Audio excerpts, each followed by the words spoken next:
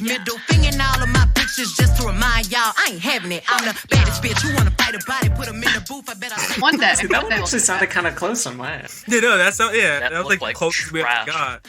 On my end. Oh, I love your sinister cashmere sweater. You're getting your dad's sweater out. Cover up some titties. Get your ass in the house. Cops. That's the end. Oh, also, I love your public radio shirt. I forgot to say something. I love NPR. Oh, NPR is great. NPR politics. Love NPR. I feel so judged right in my battle. He just the hands crossed. Like, what are you doing in this neighborhood? I saw you running up and down the street. Do you live here? I live 3 houses down. I've never seen you before. That's weird. Welcome to Bras of Murder. This is the first episode of the new season. Yeah, I know you guys been waiting, but we're back, hoes. Back hoes? Back hoes. So we dig stuff up. Yeah. Oh my gosh. On true crime. Full circle. I am Andre. I'm Robert. I'm Kelly. AKA K Money. AKA K Money. Bat leg. I love the announcement. Yeah, I love bat leg. Cause like French. beginning soft and yeah, it's really. Laurent Ballet.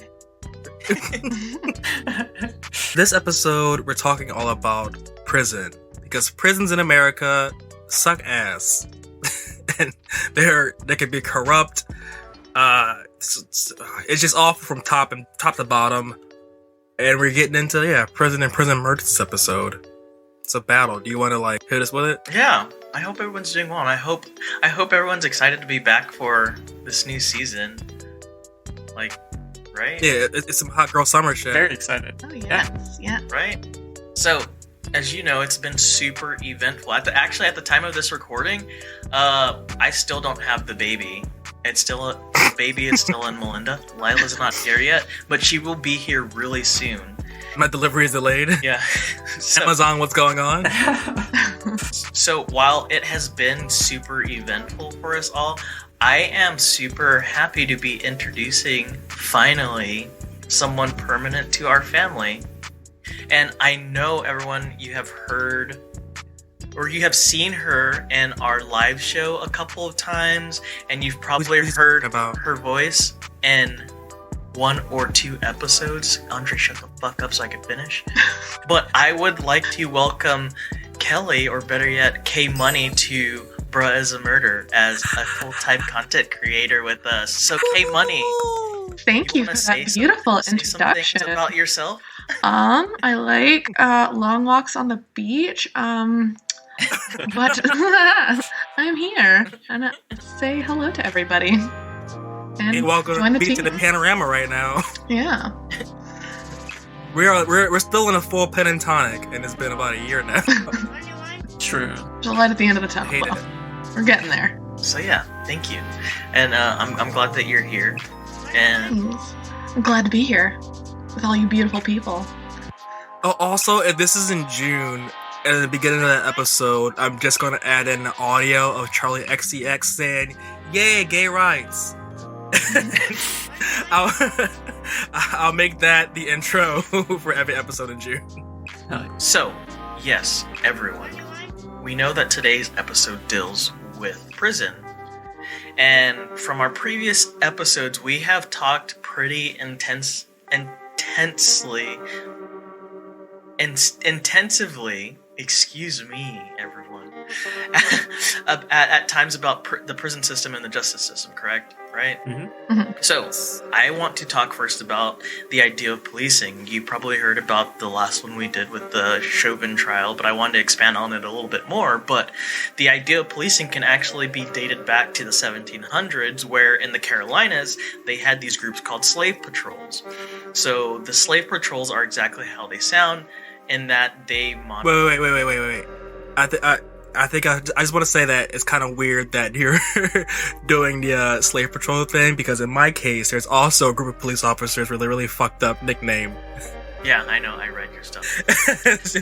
Ooh, parallels. Right? So, the slave patrols are exactly how they sound, where this was a way to control and monitor what slaves were doing at all times, as if it wasn't hard enough being a slave. And according to the Law Enforcement Museum, Catastrophe.org, the American South relied almost exclusively on slave labor, no surprise there, and white Southerners often lived in constant fear of slave rebellions, disrupting the economic status quo. Imagine that. But, needless to say, the slave patrol was one of the earliest forms of policing in the United States. And guess what? These slave patrols lasted nearly 150 years after their creation. But this is just a start, right? Yes. Right? So in case people were unaware about these next facts I'm about to give you, according to the Sentencing Project, .org, African Americans are incarcerated in state prisons across the country at more than 5 times the rate of white people, and at least 10 times the rate in 5 different states. And in 11 different states, at least 1 in 20 adult black males are in prison. But it doesn't stop there, because people in the Latino community are in prison at a rate of 1.4 times higher than people who are white. So there are disparities between different groups, and these disparities are extremely profound, and it shows. So let's look at the mass imprisonment in 1973, which was the start of an era where policy started to impact and create these disparities in communities of color, where black people were mostly affected. But by now, I think we are all aware of that there are many drug laws that directly impact racial and ethnic groups in our country. And if you're not aware of that, like, go to Google or read a fucking book, because this is an issue that we have. And also, how did you find the podcast? Who got you triggered? Don't listen to this because you're about to get triggered. And here you are on my podcast. So, there are many people who actually go to jail or prison for petty drug charges, which, according to the Sentencing Project.org, black people are nearly 4 times as likely as whites to be arrested for drug offenses and 2.5 times more as likely to be arrested for drug possession. So, the crazy thing is that drug use between both black people and white people are roughly the same. However, black people are the ones that get punished more harshly. And while today's episode is not explicitly about black people being locked up for drug use, I wanted to bring... Well, it's not explicitly about that. I'm about to say, because mine definitely is. I know. It's not explicitly like that. That's why I said explicitly about it. I just wanted to bring into light that there are disparities between how people of color are treated differently in the justice system. We all have to keep in mind, too, that implicit bias plays a big role on why people of color are more likely to be given harsher punishments. And if you don't know what implicit bias is, I'll explain it to you right now. So, Google is also free. Yes. But if we look at how media portrays people of color, these implicit biases help mold an entire group of people into being things like super predators, racists, or drug peddlers, just to name a few. Or the media also likes to focus on black crime or on black on white crime. And when they do that, it's easy to assume that because one black person does this, that all black people do this. However, this is not the case. So with these implicit biases in place, it's easier to create an environment and a system that can systematically keep people of color down or locked away for things like petty theft, or small drug charges, like having less than an ounce of marijuana on your person and getting like 10, 20 years in prison for it. So today's episode focuses on a couple of prison murders that have happened. One I'm sure you'll probably be aware of, because who doesn't know about the Milwaukee cannibal and the horrendous things they did, but who knows about who murdered this person? So today, I hope you enjoyed this first episode back with all your favorite friends. So, I don't know who wants to go next. Who wants to go? Who's trying to go? I'll go. I can't help myself.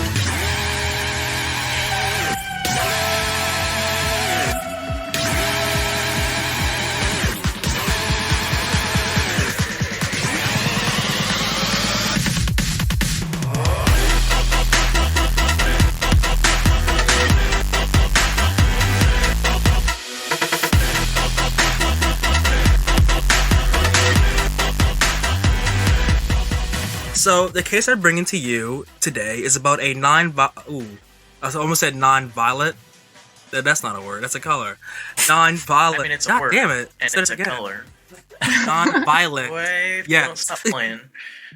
It's a non-violent drug offender who was serving 8 years in prison before he was beaten to death by a group of correctional officers dubbed the Beat Up Squad, which is a stupid name they gave themselves. But you could have came up with something more threatening, at least. The Beat Up Squad? I'm gonna cream you. Bully. Yeah, it's like I went to Newsies. Like a Michael Jackson music video gang. Yeah, like, bro, if you don't get out of my face. Fuck yeah. So, Fishkill, wonderful name, correctional facility is a multi-security level prison in New York. The most recent data show that the inmate population is around 1,600, and 54% of that population is black, 27% is Latino, and 18% is white. The normal average age for an inmate there's around 42, and most of the population, being 72%, is violent criminals, and 12% are just non-violent criminals or drug offenders. So my case is about Samuel Harrell, or aka J-Rock. I'll just call him Sam throughout the episode. That's easier to say in his full name. He was a 33-year-old non-violent drug offender serving an 8-year sentence. He was killed at Fishkill Correctional Facility on April of 2015, so around the same time period, it's like a few years ago. So according to numerous other inmates, Sam had bipolar disorder and died from getting beaten to death by a group of 20 officers known as the Beat Up Squad. The Orange County Medical 20 Examiner... officers? The Beat Up 20 were Squad? involved. Wow. Yeah. Well, no, so the Beat Up Squad was 10 to 7 people, but 20 officers came and beat this man. Oh, I The thought Beat you Up were talking Squad- about the Beat Up Squad was 20 officers. I was like, what the fuck is going on? No. What The is Beat Up happening Squad, in this- the Beat Up Squad 10 people, but they had an additional 10 officers come help them beat up one man. So, but they weren't officially in the club. I guess it's like an initiation or some shit. But so they ruled his death a homicide, but even with the ruling of a homicide, the prosecutors declined any charges to be held against any other officers involved, and said that any claim that he was bipolar or had any mental health disorder was just hearsay and it wasn't real, even though his wife had medical documents showing that he has a history of mental health issues. So now Sam had been serving, he had several run-ins with the law previously and was in and out of prison since 2002, which, when you're someone who's struggling with mental health issues and drug addictions, that's not uncommon to hear about. And he did have some infractions and incidences in prison, but all of them are really non-violent. And yeah, his last one before he died was a couple of days before it, and they said that he was holding contraband, and that's also a non-violent thing. So he wasn't really a violent person. So now, inmates and family members say that his erratic outbursts and behaviors were all contributed to his, schizophrenia and bipolar disorder. And they said that weeks before his death, he was actually severely depressed. So now he had learned about his mental health disorder in 2010, and then shortly after that, his mother died, and that's when his mental health started really to decline. His wife, Danielle, said that he would sometimes, before he was arrested, he would walk around his family's house and take down pictures because they were talking to him. And he also said that his TV was also talking to him too. So having, these episodes wasn't uncommon for him, especially when he's off his medication. Also, I do want to add in that during the initial trial to try to bring justice to us, the Manhattan attorney said that, again, there were no records of him having any type of mental illness, and that, people were just saying that up to, like, garner sympathy for him. And his family combated that by bringing in all the documents, and even the coroner who did the autopsy actually corroborated and said, no, yeah, looking at this long medical history, it's clear that he had several mental disorders that were, like, noted and on his record. So why the fuck are you lying, bro? Yeah, turns out prison does not help cure mental illness, does not help cure addiction. Who would have thought? Honestly. So on top of his history of mental health issues, he also had a history of heart disease, which contributed to his death.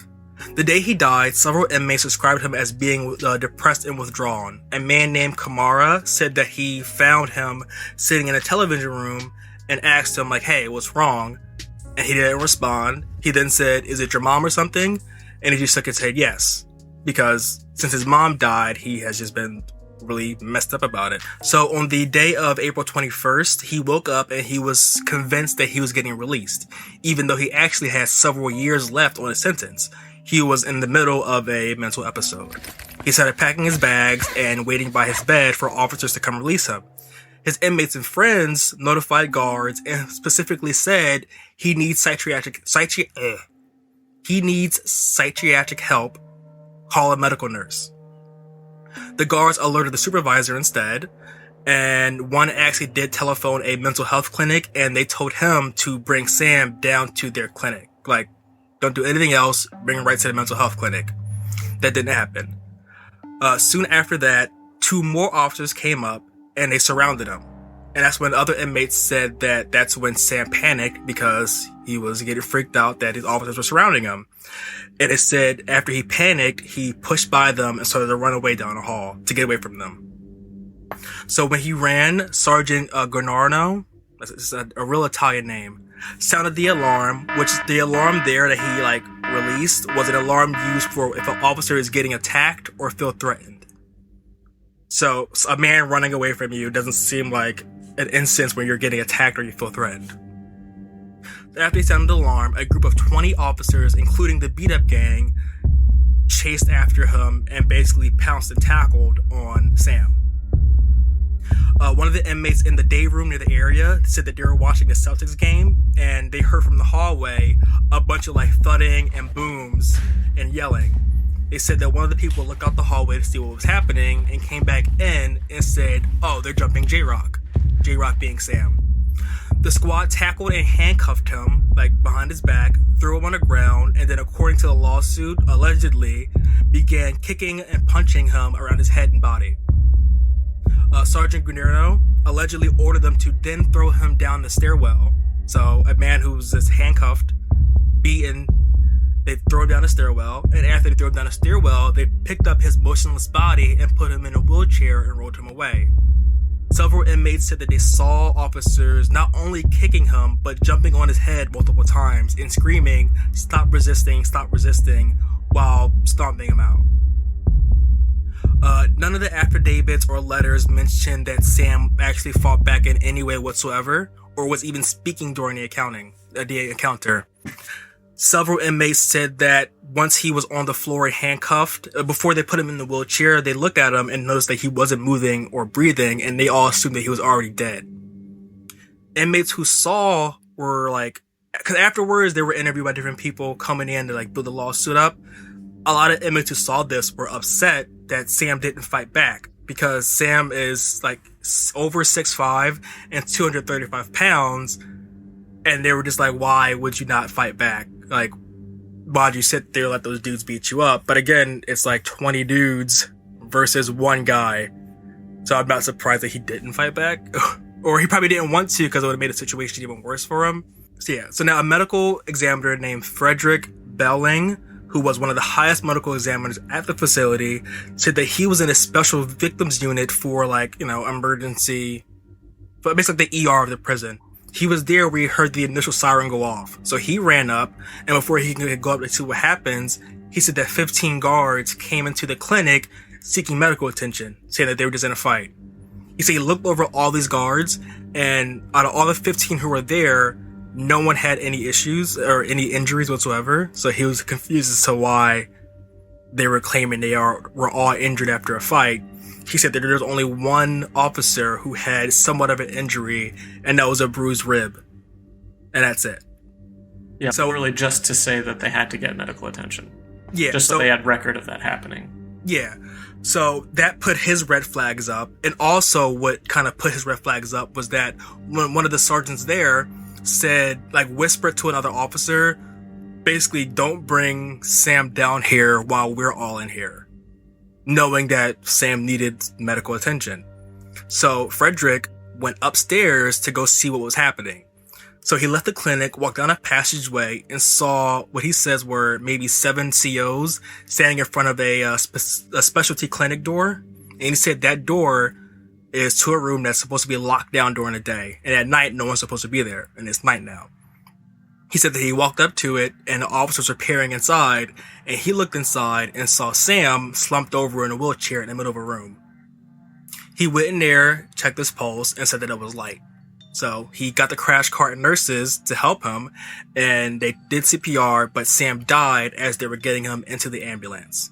Yeah, and he said that, you know, when a prisoner needs medical attention in any way, there's supposed to be a code green alarm signaling that someone's injured and need help. And they said during this whole altercation, there was never a code green alarm sound.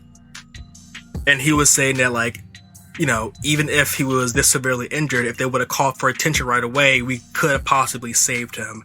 So to him, it was clear that, like, they were biding their time to just let this dude die. Because why else would you just put him in a room by himself in a wheelchair, handcuffed and slumped over? Well, and you also weren't following procedure.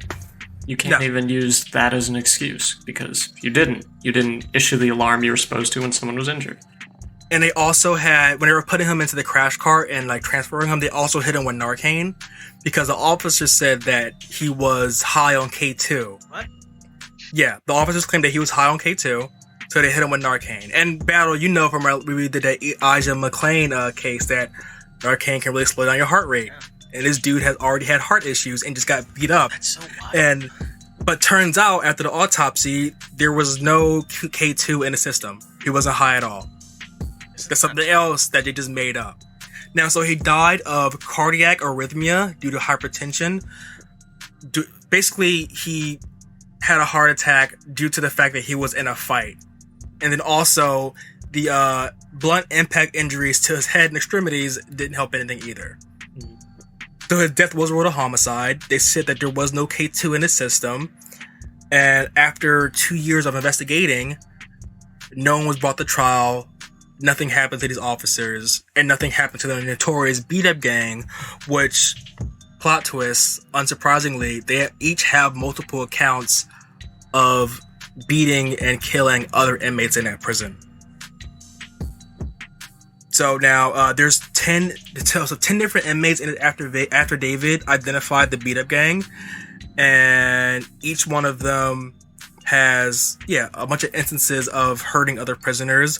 One of the guards actually tried to ram a prisoner's head into a wall and then stomped on the back of his ribs and cracked 2 of them and got sued for $60,000, but didn't lose his job and was able to continue being part of the beat-up gang. Another one contributed to the death of a mentally ill prisoner who was schizophrenic, 21 years old, and they watched the beat-up gang attack him, and it wound up killing him. And none of them, again, served any type of justice for that. So a lot of these prisons are just letting these COs do whatever they want and go along with their career with no repercussions. And well, especially in the cases where it was actually ruled a homicide. Yeah, this is a ruled a homicide. Yeah.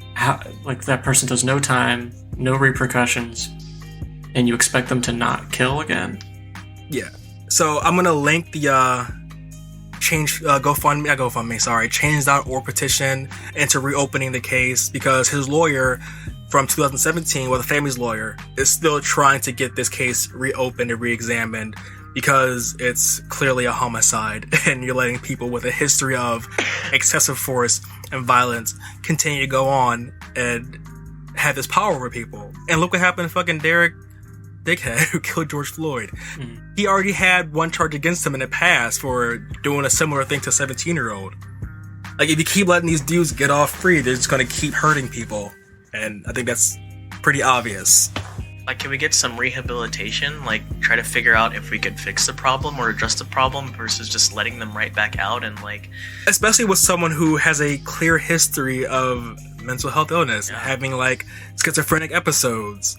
Yeah. He obviously needs some sort of help and counseling, and, like, therapy ain't even cheap. No, it's not. No. Well, and that's another thing. When you were talking about, he didn't have any history of mental health, like, my immediate first thought was, like, okay, maybe he could not afford to get diagnosed. Actually diagnosed, yeah. Like, that's a medical privilege to be able to afford a diagnosis or a prescription or, you know, any type of treatment or even fucking counseling. Yeah, because a lot of these free clinics aren't going to give you a diagnosis or, like, record anything. No. They're like critical centers where they're going to, like, try to talk you down from killing yourself and then that's give you some resources that you can't afford. Yeah. Yeah. Because even, like, with sliding scale, it's a lot of money. Yeah, that was my case. I think, we just need to get on that prison reform and go sign the change.org thing. I'll link the representatives too. Go call these representatives. Because their names are all, like, I don't know. It's fucked up. You can't just look at an obvious homicide and say, yeah, no, we're good on that. And let it slide. But yeah, that was my case. We're going to go into a quick break, and then we'll come back. And now, a message from our sponsors. And now we're back. So who wants to go next? Kelly and or Robert? Kelly got dived out. It's slightly in a different direction, so I think we should stick with Kelly thematically. Right. Go ahead, Kelly. All right, Thematically. As Battle kind of alluded to, my case, it's about the death of, death of Jeffrey Dahmer, but focusing more on the person who killed him, which was Christopher Scarver, another inmate in the Wisconsin jail that they were in. And so to kind of give a brief background, Dahmer was already not very well liked by the other inmates, and Scarver... I wonder why. Yeah.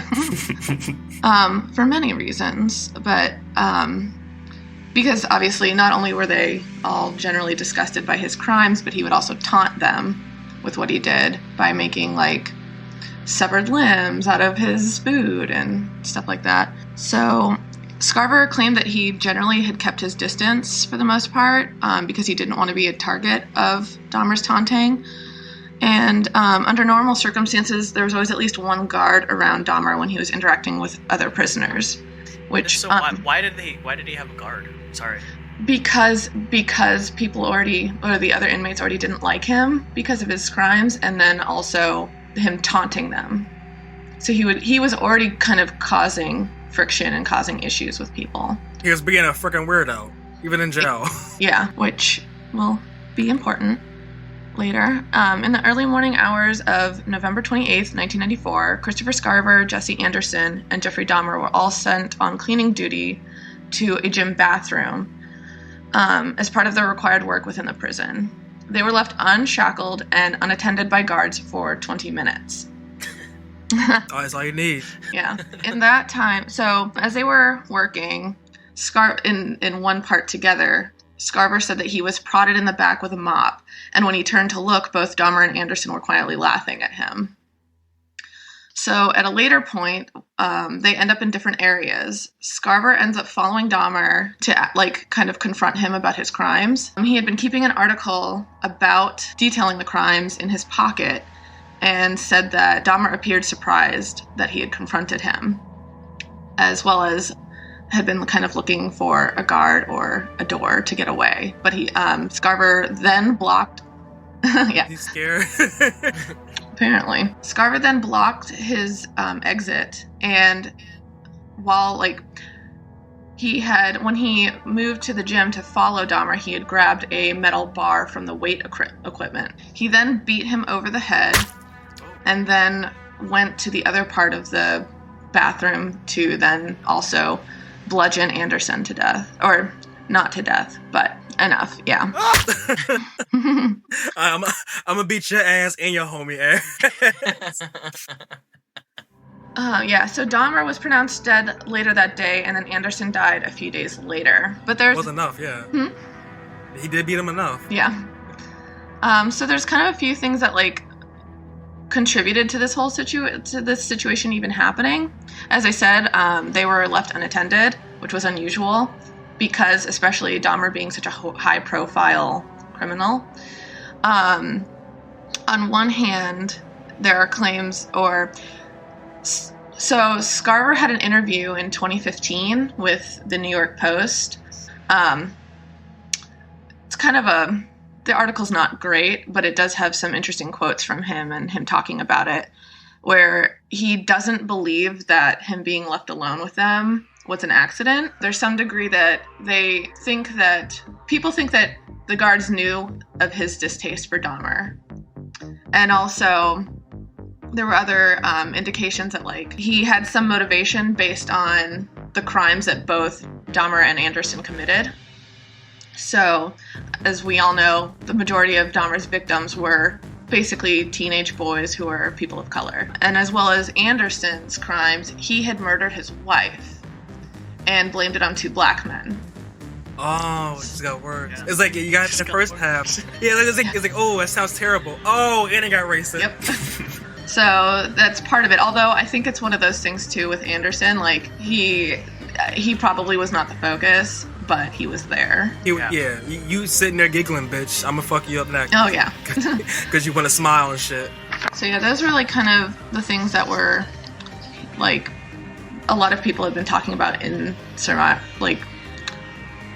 that case, and some of the things that he had also touched on himself. He had an appeal in 2005 that was determined in 2006 as his lawyer wanted to make a claim that part of the contributing factors is he is a schizophrenic and he was on antipsychotics at the time. He had been to a few different prisons in between when he had been committed and when that murder took place, because I think he was in prison for murder in 1991. And he was on antipsychotics, and part of it is they were saying that due to the extreme heat in the prison, it kind of counteracted his medications, which also made him more unstable, and the constant illumination of his cell. So he was under a 24-hour light. And that could drive anybody crazy. Yeah. Yeah. But those specific things had an effect in addition to his medication not working effectively. It's kind of like a cascade of things, just like... Exactly. That's what it sounds like. Though... Well, and at the end of the day, it's the prison's responsibility to make sure inmates are safe. Exactly. I mean... Well, and that's a part of the problem, too, is that I believe that appeal was dismissed because they couldn't prove that was on the responsibility of the inmate or the facilities to prevent those things, to kind of accommodate his mental illness. And as if they aren't housing these people, like, yeah, you're responsible for the well-being. Exactly. Although I did want to sidebar that even though he is schizophrenic, that those kinds of, and that probably contributed to what he did, that it's not common among people who have that mental health diagnosis. And so I just wanted to put that out there. Yeah. Yes. Schizophrenics are more likely to hurt themselves than anyone else. Yeah. Yeah, just because you have a mental health issue doesn't mean you're automatically a violent person. 100%. Yeah, so I just think, it's really interesting to see all the different factors that kind of went into how that came about and how that happened. And of course, there's nothing to prove, that there was some malintent of there being no guards present for 20 full minutes. Yeah. And but the fact that there was no guards present is if anything, it shows that the flaws in our prison system yet again. Right. Yeah. Mm-hmm. Well, yeah, the prison identified the need for a guard around him. So why wasn't? But then, exactly. If you've decided you're gonna commit resources to that, why weren't those resources there? Well, and also, it's an easy scapegoat to make. Yeah, someone. That's what it sounds like. They wanted him dead, and they did an oopsie. A mentally ill person to be their patsy. Yeah. So yells all his time. That is probably, I think, the most famous prison murder. Yeah, that definitely is like one of the most famous ones. Famous most murdered murderer. Mm-hmm. Say that 5 times fast. The most famous murdered murderer. Oof. Yeah. I'm gonna stop right there. It's just gonna get worse. What's his current state? So he got 2 additional life sentences for those murders, and he is still currently in prison. Hate to see it. I believe he's like 45 now. Yeah, and it's interesting too because there were different things that showed that like when he was in I think Denver, Colorado, incarcerated there for a while, and they had provided him with like these audio files that he could listen to, and those kinds of things kind of calmed him down. But when he went to Wisconsin, he didn't get any of that, and then he got the opposite of what was good for his treatment and had more issues with. So crazy. It led to him murdering somebody. Mm-hmm. The level of differing conditions across our state-run facilities is crazy. Yeah. There are like the Dade County correctional facility is like notorious for being horribly dangerous and terrible, and like nobody wants to get sent there. Yeah. Or the one in Mississippi that's literally just falling apart at the seams. Like walls are crumbling in, pipes are breaking everywhere. Mm-hmm. Yeah, there was even I think one quote in the case file, like for the appeal, where it said that he was doing a lot better at certain facilities than others because of things like the heat and being awake, or not awake all the time, but having the light on all the time would worsen his condition, and other things would better his condition. And then there was a part where it said that he got so agitated because of the light being on all the time that he started slamming his head against the wall. And they said that... Oh, shit. Yeah, so, and then there was, like, this system where, like, you had to have good behavior to get to the next system, and he couldn't get to the next one because of that incident. And they said that, like, he could try again later or something because he was not obeying the rules. And then later, there's, like, a sidebar where it shows that they acknowledge that he wasn't hitting his head against the wall to be an issue. He was hitting his head against the wall because he was... suffering from an episode. Yeah. So they like use those things against him so that he cannot get higher up within the, hierarchy of the prison. If that makes sense. Because if we look at like the goal of prison and society, if you are a person who believes it should be about like rehabilitation and making a person like a functional member of society again, those are the kind of systems that don't make any sense. Like you are exacerbating someone's mental illness, you are making their like issues worse. You're throwing them outside, tell them to figure it out. Yeah, intentionally setting somebody up to fail, or like you're saying that they need to do X amount of behaviors to get rewarded, but creating an environment that they cannot do that because of their mental illness or their struggles. Like, obviously it's intentional. They just want to keep people in there as long as possible because they make money off of it, but, What a great segue to what I want to talk about today. Oh. Thank you, Kelly, for the, Olympic level handoff. What? That wasn't even planned. So I am talking today about prison labor. Then... You mean slavery with extra steps? There is an argument to be had there. So, in a lot of facilities, it varies facility to facility. Labor within the facilities is not an option. You have mandatory, responsibilities within the prison, which is part of your, rehabilitation, essentially. So in some prisons, that's things like working in the kitchen or, helping deliver books or mopping the facilities, things like that.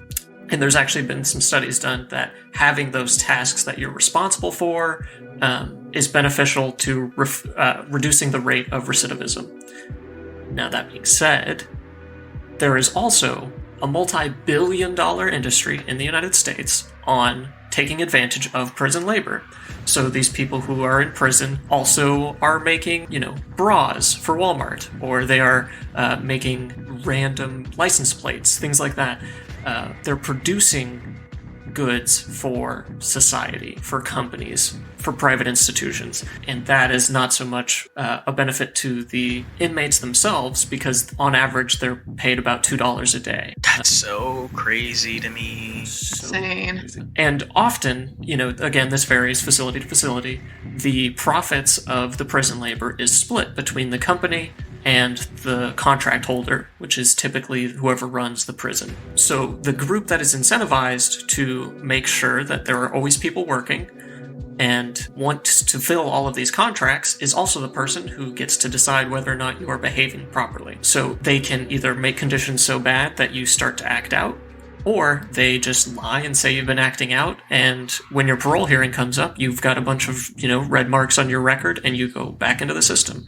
Because if we look at, this multi-million-dollar contract that Walmart just gave to this prison because they need X amount of blank, and they know that there's a large group of people who are going to be, leaving the prison soon because their sentence is up, and then they won't be able to fill that order, then they have an incentive to either replace those people or make sure they don't get out. And that's kind of the heart of the issue here, is the incentive system. So yes, we understand that giving people responsibilities like laundry duty, things like that can have a benefit to people within the prison. Making those things mandatory, not so much. Making it a for-profit endeavor for the company who is supposed to be helping them seems gross. Gross. Maybe it'd be different if they were taking that money and then putting it back into their prison, but they're not. That's not happening. Right. So it's a lot of places it's technically voluntary, but again, you can be put into a state of perpetual boredom, which is really actually detrimental to your mental health, or be not allowed access to things like commissary unless you're being a team player and things like that. And all for $2 a day. Yeah, I just want some Funyuns.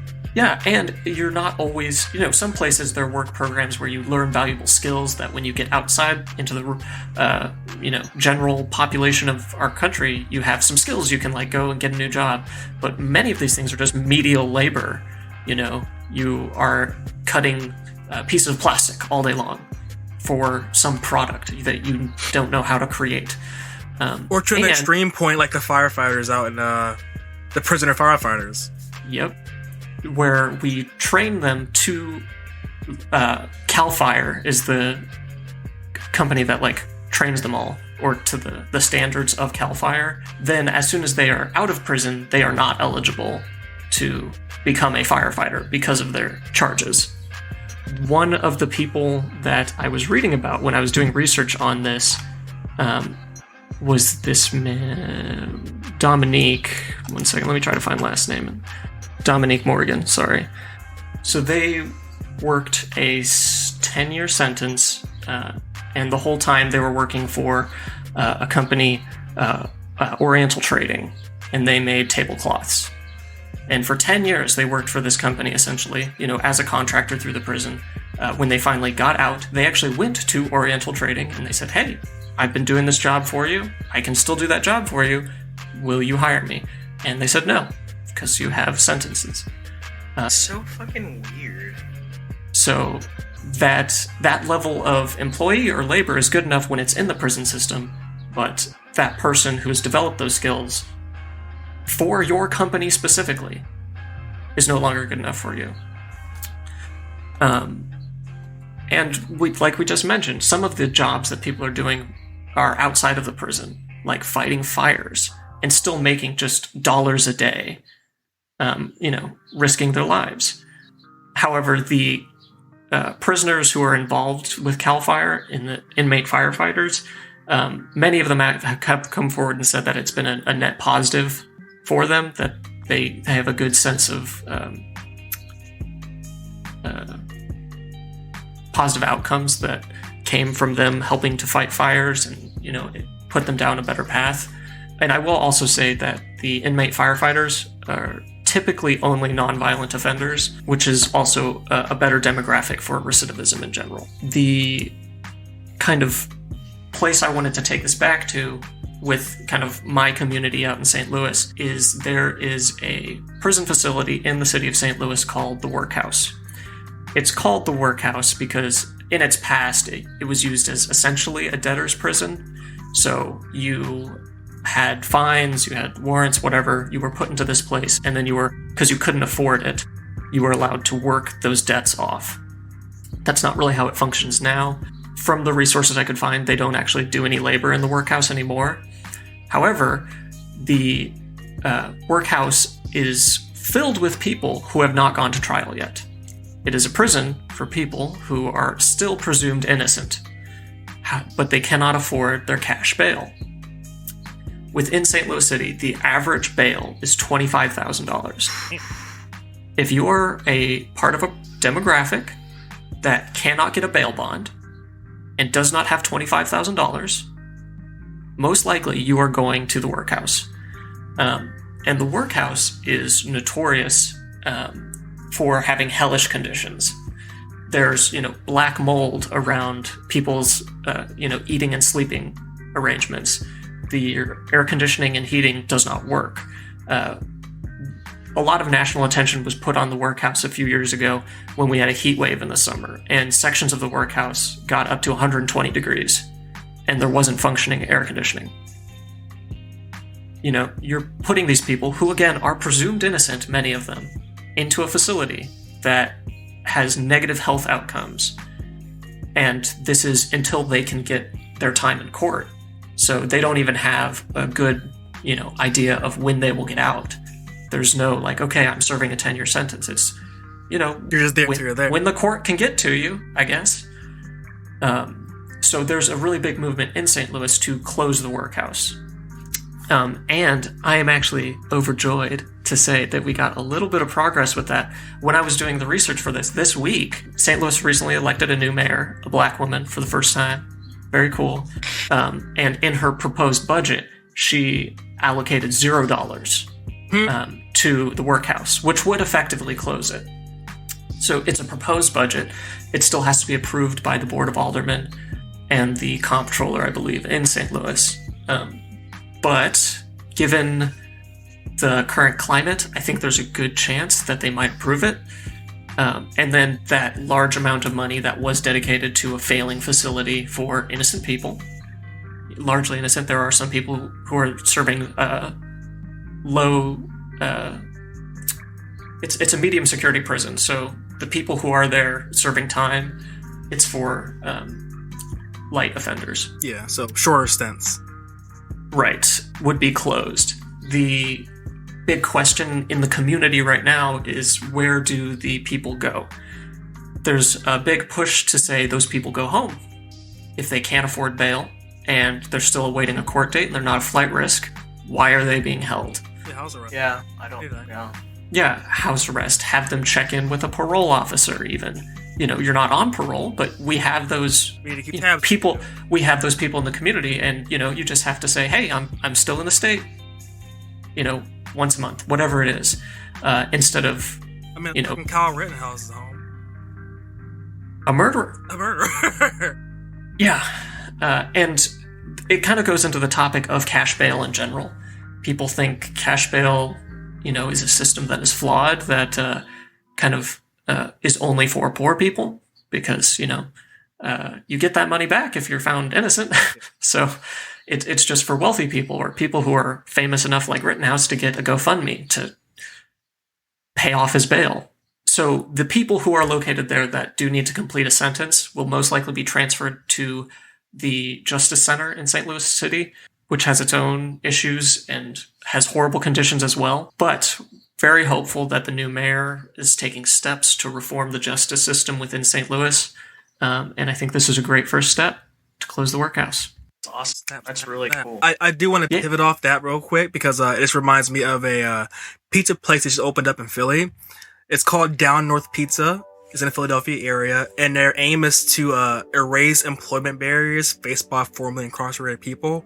So what the pizza joint does is they employ people who are just getting out of prison, and they also give them short-term housing units above the pizza place for 6 months, which is rent-free. And it helps them, you're working again. You got 6 months to build your cash up, and then you can save to get like a permanent living spot, or, start paying rent. That's awesome. It's just we love to see, Yeah, like 3 black dudes making pizza, helping out the community. Like, we love to see. Dave's Killer Bread does something similar too.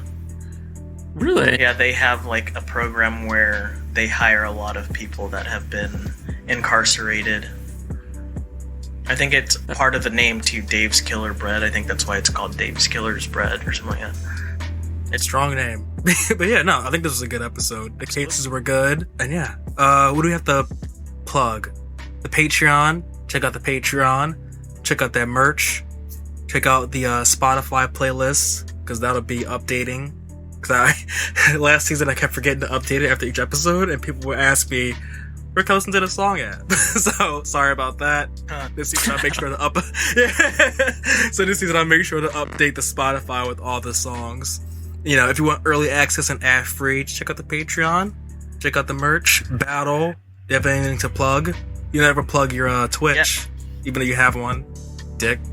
Yeah, I'm not going to plug my Twitch. However, what I am going to plug is that this season, I plan to interview different content creators of color, and we'll have a snippet on this episode, hopefully, of that interview that I've done already with the content creator.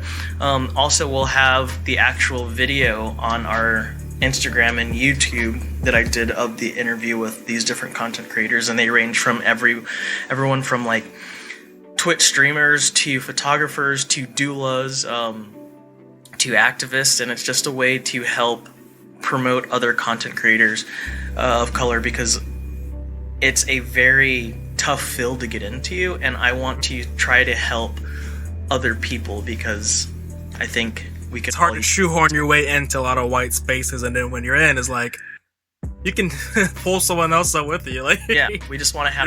You don't gotta fight to be the token. Absolutely. So we want to start doing more. I want to start helping more with representation in these fields, because after all, content creation is very universal and it's for everyone. So be on the lookout for that. Yeah. Very cool. We love to see it. Robert, you got anything to plug? I have nothing to plug. Kelly, K-Money? Nope. Today. Alright, but no, great episode. Thank you all for being here, and we'll see you next time. Enjoy the music. See ya. Kisses from the homie. Bye bye.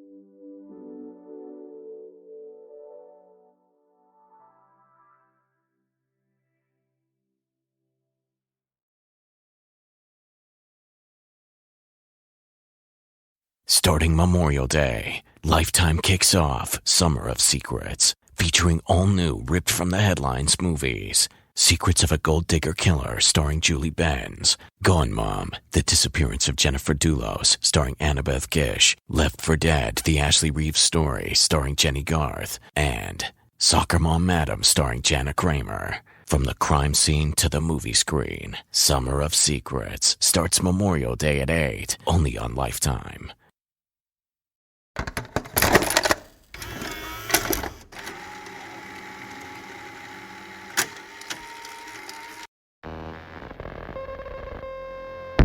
Everything is twofold. What's joy is pain on the other hand. And what happens when the one that you love is the main cause of your suffering? I need you like I need air to breathe. I need you to save me from me. I'm caught in your wave, I'm drifting away. I need you to save me. Please don't let me drown. Please don't let me drown.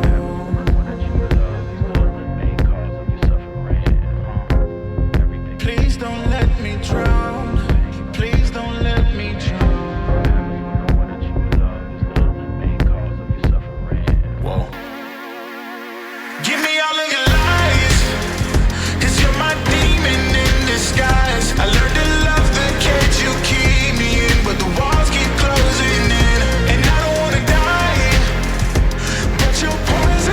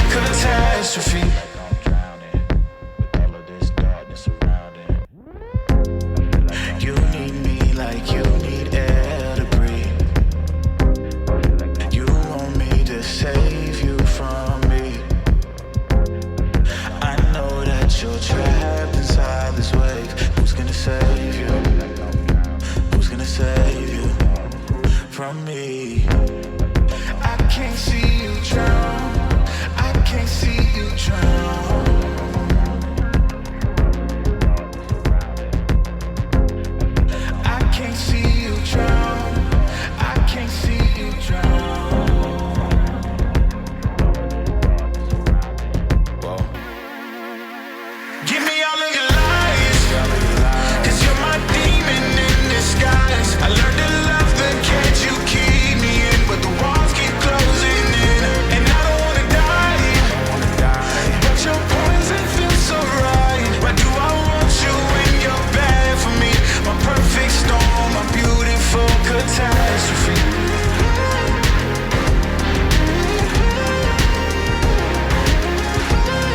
My perfect storm, my beautiful catastrophe. It's a toxic addiction. You're a guilty affliction. Yeah. I can't breathe. I need to get some air, but it's a toxic addiction. You're a guilty affliction. Yeah. You can't breathe and you just need some air. Yeah. Give me all of your lies, 'cause you're my demon in disguise. I learned to love the cage you keep me in, but the walls keep closing in. And I don't wanna die, but your poison feels so right. Why do I want you when you're bad for me? My perfect storm, my beautiful catastrophe.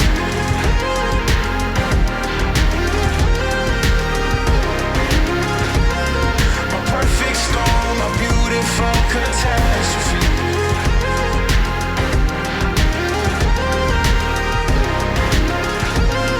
My perfect storm, my beautiful catastrophe.